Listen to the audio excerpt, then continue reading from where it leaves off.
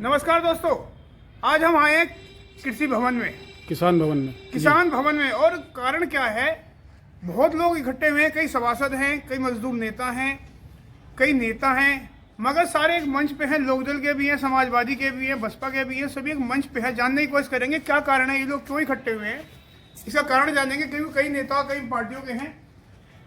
आपका स्वागत। देखिए, मेरा नाम विनोद गौतम है और आज यहाँ जो बैठक हुई है किसान भवन, इसमें जो है एक जो कपड़ा मिल और आपके जितने भर भी है मोदी समूह की जो कॉलोनियाँ हैं, ये कॉलोनियाँ जो है गवर्नमेंट ने जो बनाई हैं, तो उन कॉलोनियों में रहने वाले लोगों को लिए मालिकाना हक दिलवाने के लिए ये बहुत समय से जो है मांग चलती आ रही है। बहुत सारे लोग जो है इसकी लड़ाई लड़ रहे हैं। उसके लिए आज एक समिति का गठन हुआ है, जन अधिकार मोर्चा, जिसका सर्वसम्मति से जो है निर्णय लिया गया है और उसमें जो है संयोजक देवव्रत धामा को बनाया गया और बाकी जितने भी सदस्य होंगे वे सभी सह संयोजक होंगे और इस लड़ाई को मिलकर के लड़ेंगे। इसे जो मजदूर जो मकानों में रह रहे हैं, जो लगभग 40, 50, 60 साल से यहाँ रह रहे हैं, उन्हें उनका मालिकाना हक मिले। इस लड़ाई को सभी एक सूत्र में बंद करके लड़ने के लिए तैयार है। खन्ना जी हमारे साथ है। खन्ना जी ने बहुत बड़ा संघर्ष किया, जेल तक गए इस मामले को लेकर। खन्ना जी से पूछेंगे। खन्ना जी कुछ बोलें। नमस्कार। मैं सब आप अपने जितने भी मेरे पदाधिकारी और देवव्रत धामा जी हैं, एक मीटिंग की गई है एक प्लेटफॉर्म पर किसान भवन में और उसमें उनको अध्यक्ष चुना गया है और बाकी सभी लोग सह संयोजक हैं। और जो लड़ाई आवास की जो भारत सरकार ने स्कीम में बनाए थे, government of India subsidise housing scheme में, उसका स्वामित्व जो है स्टेट गवर्नमेंट का है, नगर विकास और नगर पालिका परिषद का है, जिसको मोदी लोग हड़पना चाहते हैं। और उसका मूल जो रीज़न है वो ये है कि ये जो आवास हैं, जब मोदी दोस्त समूह को इस स्कीम में 100% वित्त एवं 50% अनुदान दे के बनवाए गए थे, तो मोदी उद्योग समूह ने बनाने के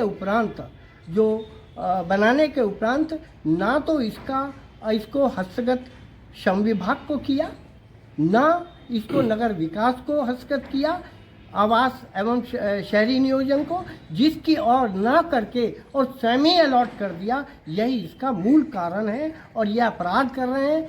लीज की ज़मीन है और उस पर बने जो भवन हैं अनुदानित हैं, वो किसी भी कदाचित मोदी उद्योग समूह के नहीं है और ये सब प्रमाणित हो चुका है। जिलाधिकारी भी उसकी संस्तुति कर चुके हैं और एडीएम जो अध्यक्ष थे और उप जिलाधिकारी सचिव थे, उन्होंने भी अपनी रिपोर्ट में इसकी संस्तुति कर दी है। और यहाँ तक कि आयुक्त महोदय मेरठ मंडल ने भी संस्तुति करके उसको लखनऊ भेज दिया है राजस्व परिषद को। लेकिन भ्रष्टाचार के चलते यहाँ के जो प्रशासनिक अधिकारी हैं वो इस समस्या का, मजदूरों की मकान को सॉल्व होने नहीं दे रहे। मैं शासन से पुनः और स्पेशली रूप से मैं योगी जी से कहूँगा कि इसमें वो ध्यान दें और जो भी पदाधिकारी दोषी हैं उनको अपने स्तर से जांच करवाएं और कार्रवाई करें उनके विरुद्ध।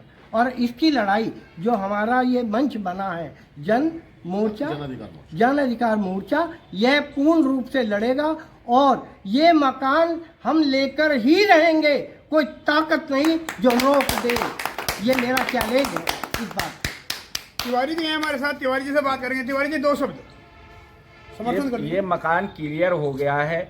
जिला के प्रशासनिक अधिकारियों ने जांच करके क्लियर कर दिया है कि ये सरकारी भवन है और इसको जो है अस्थायी नियमितीकरण कर दिया जाए। उसके बाद पता ना किस कारण से रुके हुए हैं ये। जब तक अस्थायी नियमितीकरण करके जो लोग रह रहे हैं 26 कॉलोनी में रहने वालों लोगों को नहीं मिल जाते मकान, तब तक ये जो हमने जन अधिकार मोर्चा बनाया है वो पूरा काम करेगा और सभी 26 कॉलोनी के रहने वाले लोग एकजुट होके इसके जो संयोजक हैं उनके पीछे लग करके और इस निर्णय को लेके ही रहेंगे। चलिए, बहुत बहुत धन्यवाद आपका। हमारे साथ हैं तेजपाल पोसवाल जी। बहुत दिन से लगे हुए हैं, रोज विज्ञापन सोशल मीडिया पे डाल रहे हैं, बहुत मेहनत करी, काफ़ी लोगों को जोड़ने का काम किया। तेजपाल जी, आपका स्वागत है। पहले तो मैं तेजपाल पोसवाल, पूर्व सभासद, आप लोगों को केवल इतना कहना चाहता हूँ कि ये लड़ाई अब अंतिम दौर में है और इसका निर्णय ये समिति जो बनी है, जो समिति का गठन किया है आज किसान भवन में, ये अंतिम चरण के लिए और अंतिम पड़ाव के लिए 26 कॉलोनियों का नियमितीकरण 100% होगा और उसे कराने के लिए हम सब एकजुट हैं। नेगी जी, सैनी जी काफी टाइम से लगे हुए हैं। सैनी जी 2 शब्द बोलते हैं, वीडियो लंबी हो जाएगी। कोई दिक्कत खन्ना जी ने, तिवारी जी ने और अभी पोसवाल जी ने कहा है 26 कॉलोनियों का नियमितीकरण। 2 शब्दों के अंदर बात, सरकार का उच्च पदस्थ अधिकारी सचिव लेवल का कहता है हमारी संपत्ति है, इसको जो है गलत तरीके से बेचा जा रहा है, इसका पैसा जो है राजकोष में क्यों नहीं पहुंचा।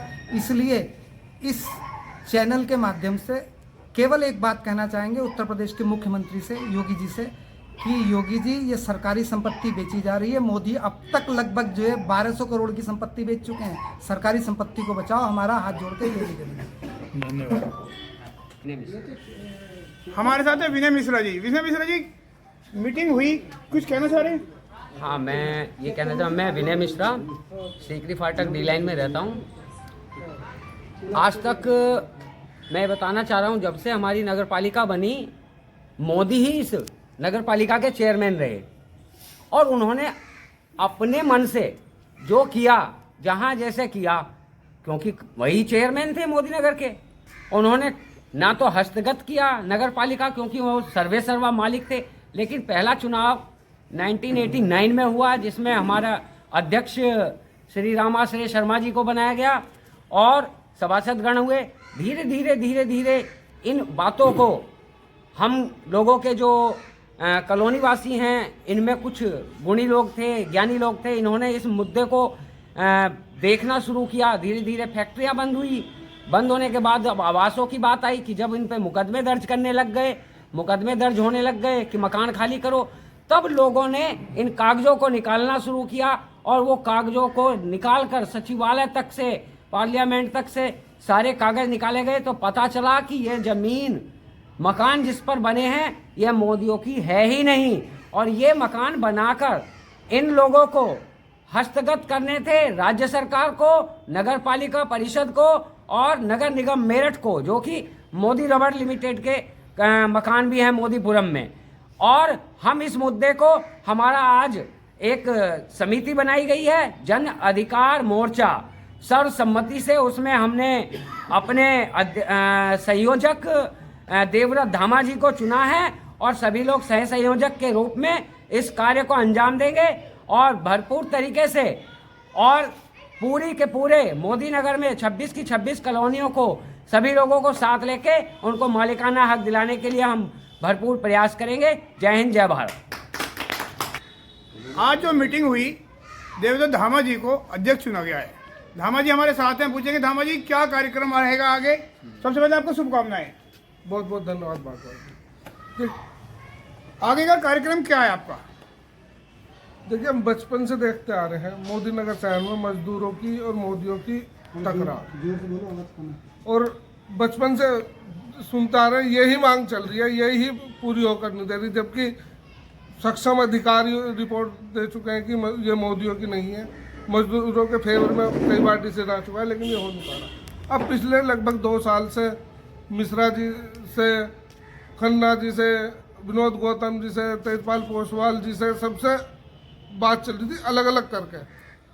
2 बात इन्होंने कही, फिर मिश्रा जी ने कही, फिर गौतम जी ने कही। अब क्या है, हमने सबको जोड़ के, जितने भी शहर में संघर्षशील व्यक्ति, इंटेलेक्चुअल इसमें लगे हुए थे मकानों के संबंध में, मोदी के संबंध में, मजदूरों के संबंध में, उन सबको जोड़कर अब हमने संगठन बनाया है।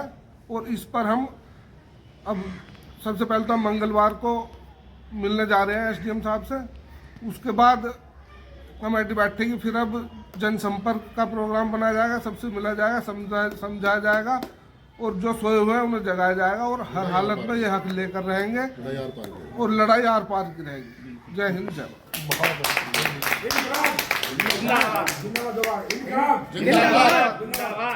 भारत माता की जय।